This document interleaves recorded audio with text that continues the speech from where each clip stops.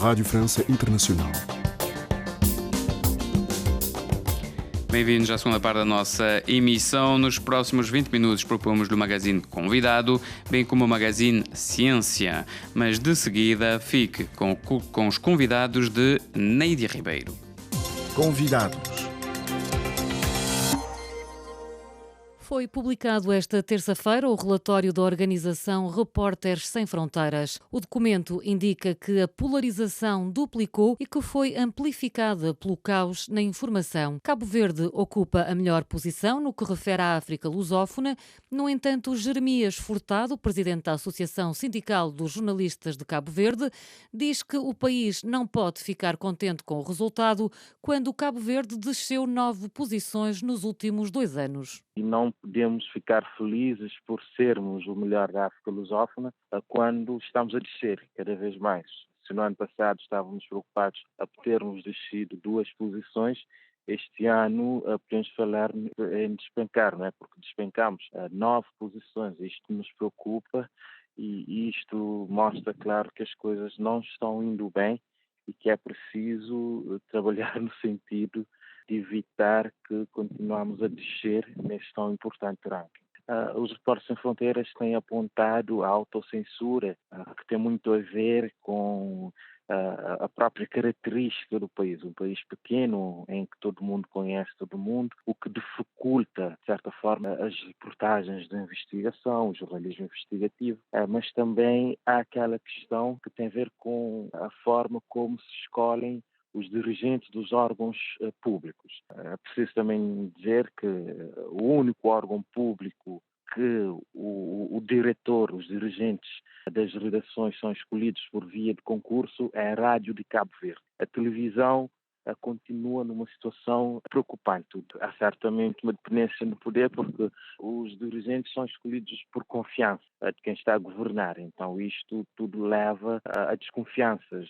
Mas o mais grave, no nosso entender, é o que aconteceu recentemente, em que 3 jornalistas de 2 jornais privados foram prestar contas ao Ministério Público por terem divulgado parte de um processo que se encontra ainda em segredo de justiça. Então é preciso que todos saibam a importância do jornalismo para a sociedade cabo-verdiana. Também a Guiné-Bissau regrediu no ranking, ocupando agora a 92ª posição. A presidente do Sindicato de Jornalistas e Técnicos da Comunicação Social da Guiné-Bissau, Indira Correia Baldé, considera que esta descida se ficou a dever aos ataques, agressões e espancamentos contra jornalistas. Esta posição penso que tem a ver com os factos que têm acontecido no país, porque de uns tempos para cá a situação da liberdade de imprensa está a deteriorar. Vimos situações que aconteceram, vimos ataques a profissionais da comunicação social à luz do dia, espancamentos, agressões verbais. Portanto, são várias as situações que têm acontecido que fez com que a Guiné-Bissau tenha estado a regredir no ranking da liberdade de imprensa e de expressão. Há falta de investimento no setor da comunicação social, porque quando se fala da liberdade, fala-se também da capacidade dos profissionais da comunicação social. Há uma falta de investimento do Estado da Guiné-Bissau nos profissionais, na formação dos recursos humanos da comunicação social. Portanto, é uma posição que todos nós devemos sentar e refletir, os profissionais, mas sobretudo os governantes.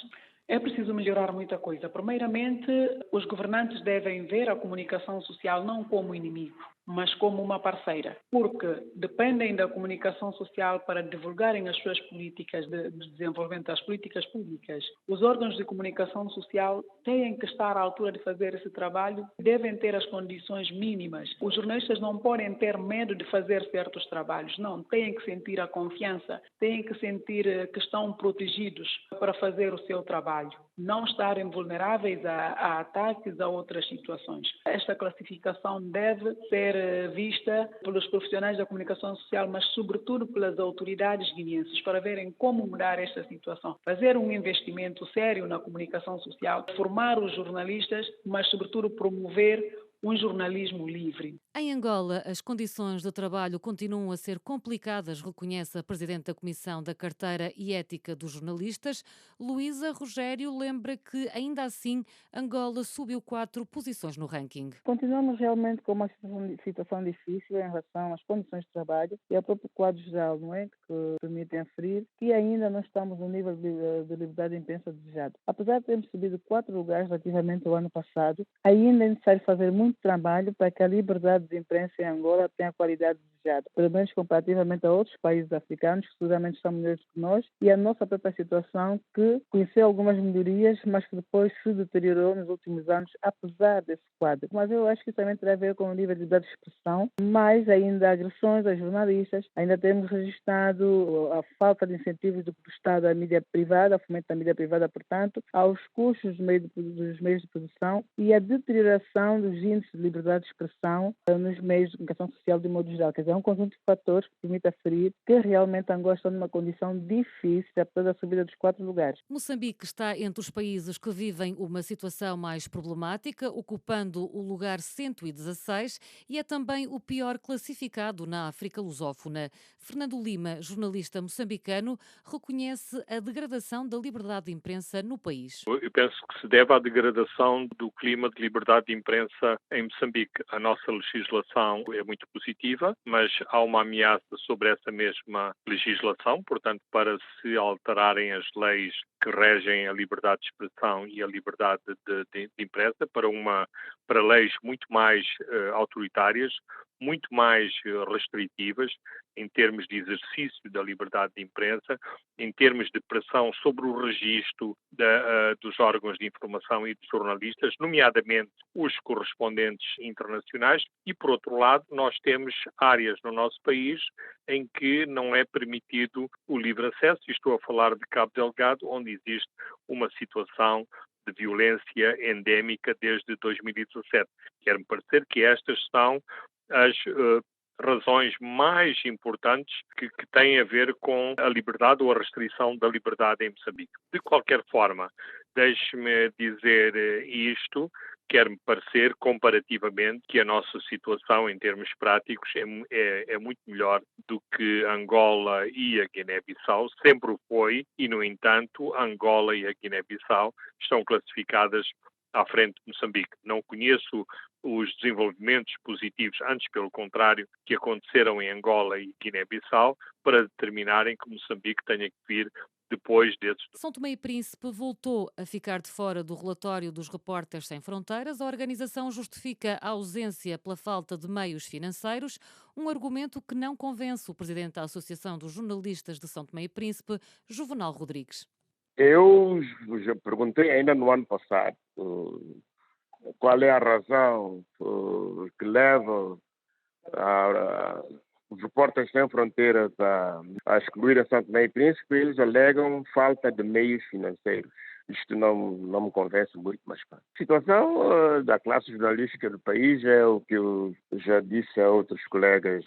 A situação depende, em grande medida, dos próprios profissionais da comunicação social, sobretudo no exercício da profissão e o respeito pela liberdade de imprensa e liberdade de expressão. Todo o quadro jurídico legal cria condições para que tal aconteça. Agora, naturalmente, há outros problemas que se está a tentar resolver juntamente entre o sindicato. A associação também colaborou, a Comissão de Carteira Profissional junto ao Estado, que é a melhoria da grelha salarial. O facto de, até agora, pelo menos esperemos que a coisa altere em função do entendimento que foi assinado com o governo, de até há pouco tempo sermos os profissionais da comunicação social, terem o mesmo estatuto de funcionário da administração pública, não era favorável e era até, por certa medida, desmotivador. Mas esse processo está em andamento. Esperemos que as coisas melhorem.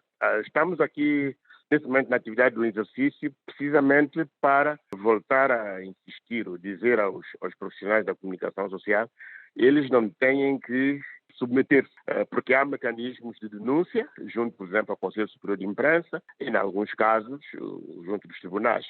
Se o fazem, é por um pouco por livre-arbítrio, não haja mecanismo de defesa, e mesmo até junto das organizações da classe. O relatório da organização Repórteres Sem Fronteiras analisou a situação da liberdade de imprensa em 180 países. O documento indica que a polarização duplicou e foi amplificada pelo caos na informação.